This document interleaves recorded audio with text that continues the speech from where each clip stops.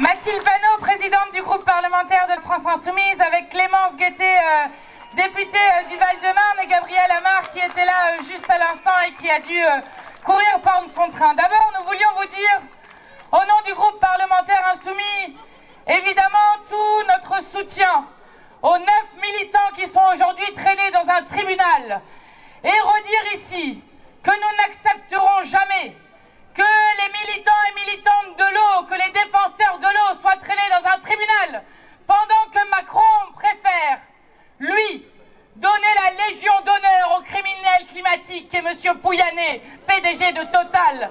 Dans quel pays sommes-nous quand celles et ceux qui luttent dans le sens de ce que disent tous les scientifiques, c'est-à-dire d'une ressource en eau qui est aujourd'hui en danger et qui est l'enjeu numéro 1 du XXIe siècle. Quand tous les scientifiques nous donnent raison, quand les faits, et encore récemment, la sécheresse dans les nappes phréatiques que nous voyons nous donne raison, comment est-ce possible que ce soit ces militants qui soient traînés en justice et les criminels climatiques qui soient honorés dans ce pays? Quelque chose ne tourne pas rond. Et si nous sommes d'abord ici, c'est évidemment pour vous donner notre soutien, mais pour dire avant tout qu'il faut une relaxe totale pour ces 9 militants et toutes celles et ceux qui ont aujourd'hui été criminalisés pour leur action syndicale, politique, associative et j'en passe. Alors, si le pouvoir veut chercher des hors-la-loi, il peut en trouver énormément. Parce que les seuls qui sont hors-la-loi aujourd'hui, c'est d'abord Emmanuel Macron et son gouvernement. Condamné 2 fois pour inaction climatique, condamné encore récemment pour effondrement du vivant, et c'est la première fois qu'un État est condamné pour cette question. Et enfin, condamné à de multiples reprises sur la qualité de l'air, sans que ce gouvernement ne fasse rien et continue son inaction climatique. S'ils veulent chercher des hors-la-loi, qu'ils regardent ce que dit l'Organisation des Nations Unies. L'ONU, ce n'est pas n'importe qui. Ce que dit l'ONU sur l'usage disproportionné de la force qui a été faite à Sainte-Soline, avec des armes de guerre, avec une grenade tirée toutes les secondes, et l'ensemble des blessés extrêmement graves qu'il y a eu derrière, eh bien oui, ceci est illégal, et c'est eux qui devraient passer en procès pour cette question-là. De même, quand la LDH pointe qu'à Sainte-Soline, ils ont empêché les secours de venir pendant 1 heure au mois, mettant ainsi des vies en danger, avec des personnes qui se sont retrouvées entre la vie et la mort. Oui, s'ils veulent chercher des hors-la-loi, qu'ils aillent chercher du côté de leur gouvernement, parce qu'ils mériteraient, eux, de passer en procès. Et je veux ici saluer la victoire formidable qu'il y a eu pour les soulèvements de la terre cet été. Première victoire d'une importance fondamentale, parce qu'elle rappelle là encore que M. Darmanin et l'ensemble du gouvernement est hors la loi. Lorsqu'en France on cherche pour la première fois à dissoudre un mouvement écologique, première fois dans l'histoire, eh bien le Conseil d'État a annulé cette décision et nous allons emporter la 2e victoire. Alors, si nous sommes ici, c'est d'abord et avant tout pour dire que oui, nous sommes conscients et conscientes que la guerre de l'eau a commencé et qu'il faut impérativement la gagner. Et que, aujourd'hui plus que jamais, la désobéissance civique est légitime et nécessaire, et c'est ce qu'a montré aussi le Conseil d'État cet été. Alors, je voudrais terminer par 2 choses. La première, c'est que nous savons très bien ce à quoi vont mener les bassines.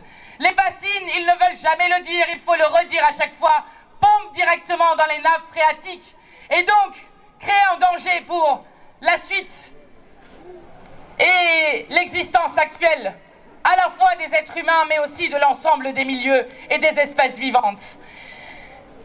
Sur cette question des bassines, nous savons ce que cela crée. Pourquoi? Parce que des bassines ont été installées dans le monde en 1985, dans le Chili de Pinochet. Et que le Chili, qui est le 3e pays au monde, avec la ressource d'eau douce la plus abondante, eh bien, se retrouve aujourd'hui dans une méga sécheresse qui laisse 500 000 familles dépendre de citernes pour pouvoir juste avoir accès à l'eau. Certaines familles n'ont accès à l'eau en tournant leur robinet que 15 minutes par jour. 15 minutes par jour. Eh bien, ceci est directement le résultat des méga-bassines faits par Pinochet et directement le résultat de l'accaparement de l'eau par l'agro-business. Et c'est ce dont nous ne devons absolument pas reproduire aujourd'hui et dont nous devons tirer les leçons. Et je le redis parce que il y a 50 ans tout pile, nous sommes bientôt au 11 septembre, nous allons commémorer le jour où le Chili est tombé dans l'obscurité avec ce coup d'État qui a fait tomber Allende et l'espoir de millions de Chiliens et de millions de gens dans le monde. Eh bien, ne reproduisons pas ce qui a déjà été fait, ce qui a déjà montré cet échec. Et je voudrais vous lire ce que disait le rapporteur spécial des Nations Unies sur la protection des défenseurs de l'environnement, Michel Forst. Il disait sur les méga-bassines, certes, la manifestation avait été interdite, mais le droit de se réunir pour une cause à laquelle on croit doit pouvoir être préservé. On peut même s'affranchir dans une certaine mesure de la loi lorsqu'on défend une cause d'intérêt général. Eh bien, le rapporteur spécial aux Nations Unies a raison et la France devrait écouter son conseil.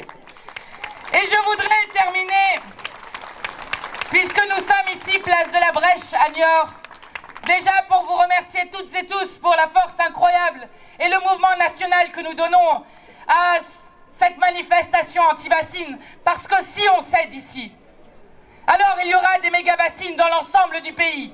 Vous le savez, ici est un point nodal de la résistance pour empêcher que le pays soit couvert de bassines. Donc vous remercie toutes et tous et vous rappelez en étant place de la Brèche cette phrase magnifique que chantait Léonard Cohen. Il disait « Dans toute chose, il y a une brèche et c'est par là qu'entre la lumière. » Merci d'être cette lumière qui permettra à notre pays